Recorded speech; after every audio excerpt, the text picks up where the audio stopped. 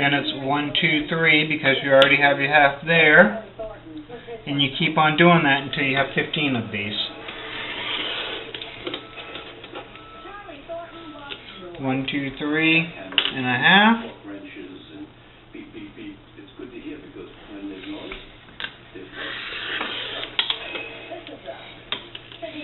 1, 2, 3.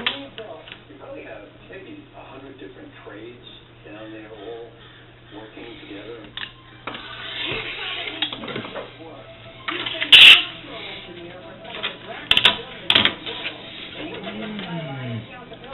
So far I got 1, 2, 3, 4, 5, 6. Mentoring is in his blood. It goes back, number one, to my father, who was back in Wisconsin. That was a workplace. Every kid in my neighborhood who didn't have role models as fathers, my father became. He hired local kids and taught them. 1, 2, 3 and a half. Contractors in New York City and told them to break his back. Charlie got the message. 1, 2, 3. And became a giant in his field. But in the 90s, with engineering enrollment in this country rapidly declining, he called for his college 1, 2, 3 and a half. More minorities and more women in engineering. Like his father, he turned his attention to the next generation. I started to realize when he was watching, and I 1, 2, 3. could make these things happen. With other industry leaders, he started a mentoring program. Architecture, construction, and engineering. 1, 2, 3 and a half. Says, how much do you make?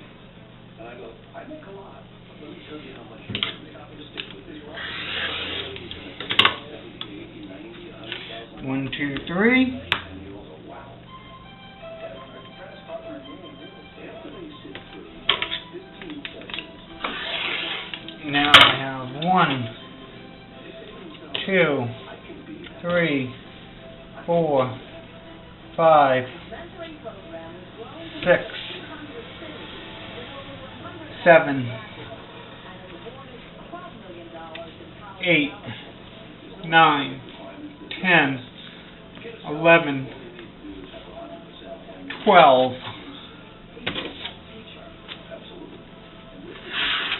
13, 14, 15. I only need 3 more. Need 3 more, and I know that these are, let's see, so I get 3. There's 12 and a half there. That's 2 of them, and I have more than, if this goes around, more than 12 and a half. So what I'm going to do is, for my last 3, is I'm going to cut this 3.5 inches wide.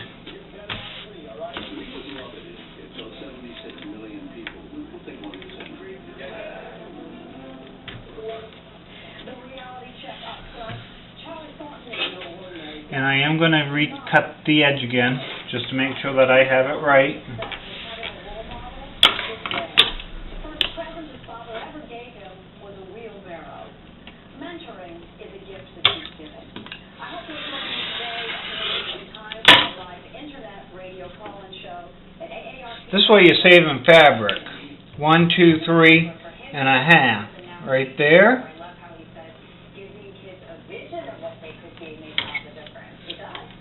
It makes it so you don't have a whole bunch of extra cut off of your bolt.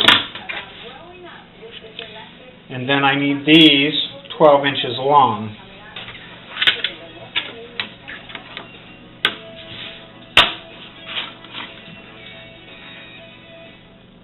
So what I'll do is I'll cut off my raw edge.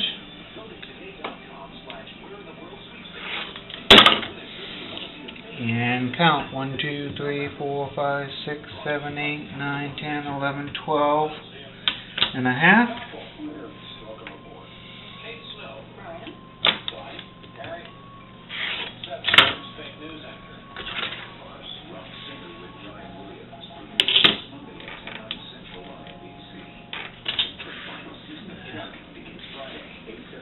Or I can do it this way.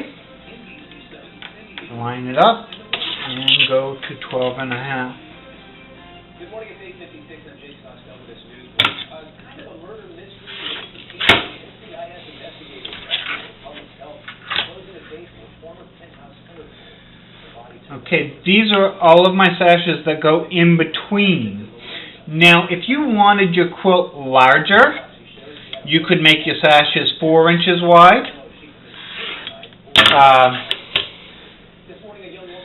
They would still be 12 inches because they're going the length of the block. So they'd still be 12 and a half, but you'd have more spaces in between each block. If you went 4 inches, that would give you 3.5 inch sash all the way through. This is how big your sash would be in between your 12-inch blocks. So if you wanted to cut these 12 by 4 inches, it'd give you a larger sash. And then on your ones going around the rest, I'm going to need the sash for the edges in between. Those ones will be 4.5 inches with the fabric, and you're going to need, they need to be 60 inches. So 60 inches, I don't have my little tape measure, but this is, let's say 22, that's 44 inches. So 44 and 44 is 88. No, 24. Yeah, 44 and 44 is 88. And they need to be 60 inches, so you're going to have more than enough. So what I'm going to do, I'm going to cut my sash for the edges.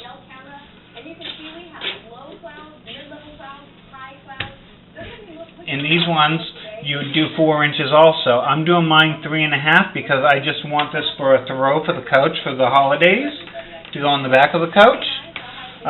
But if you wanted it for a bed, you would want to probably make it a little bit larger. It would actually be a good size for a twin just the way it is, hanging over the edge. So 1, 2, 3.5.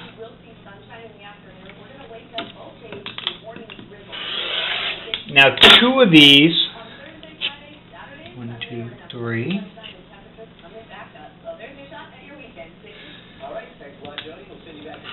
make about 1.25 of those, or 1.5. 1, 2, 3.5. Dodge Challenger is the highest ranked sporty car in initial quality by J.D. Power Associates. But just for the sake of it, I'm going to do 1, 2, 3, 4, 8 of them. Oops. Almost cut that too much.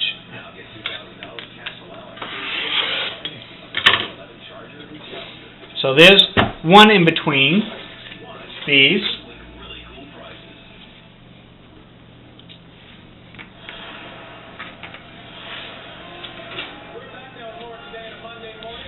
They'll be like this, going all the way up. That will be your top going in that way and that way, with your block in between that you piece together. So your 12-inch block will probably be about this big, approximately. That's how big your block's going to be.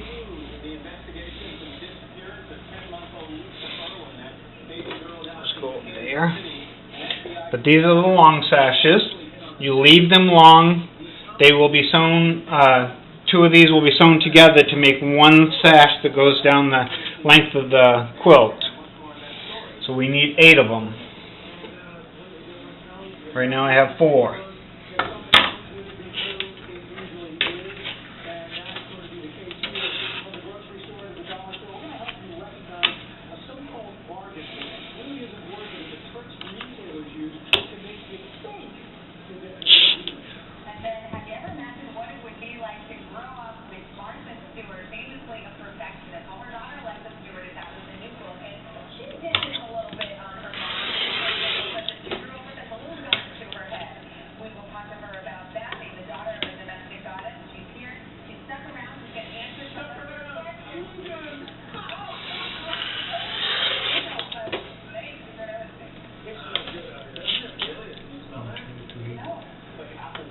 5.5.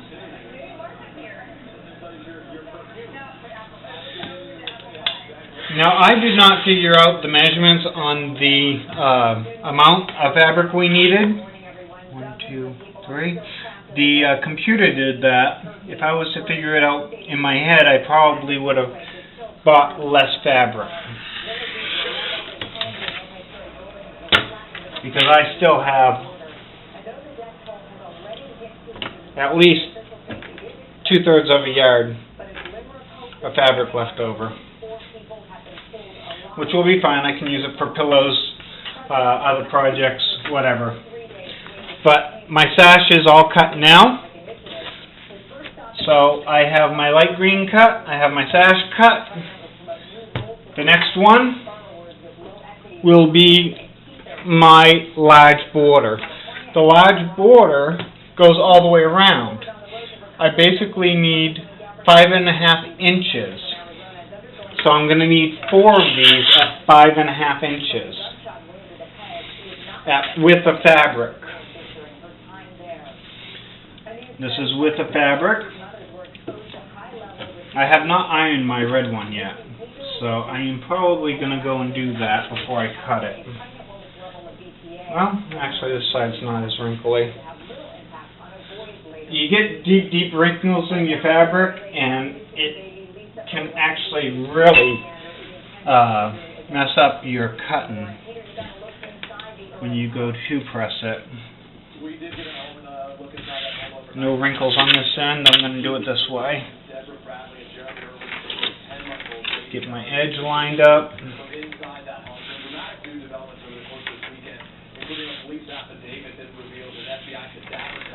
Most people don't cut fabric this way, especially on the folded edge, because your lines can become distorted. I haven't really had that much of a problem. I mean, you do have a 1/4 inch seam.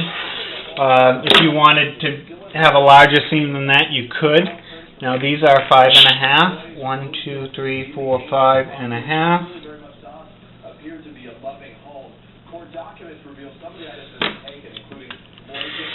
There's one. 1, 2, 3, 4, 5. The half's already there.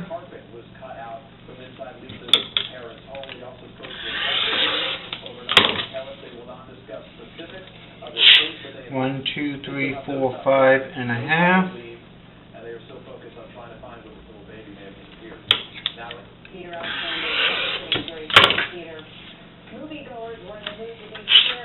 One, 2, 3, 4, 5.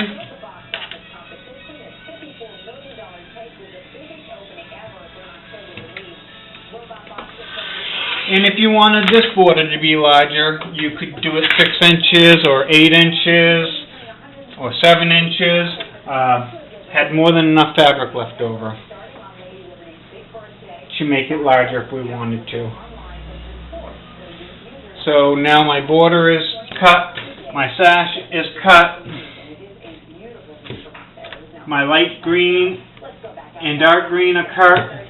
What I need to cut next is my bias, but I'm going to do that in another tape-in, so I'm just going to finish off my light red and dark red now.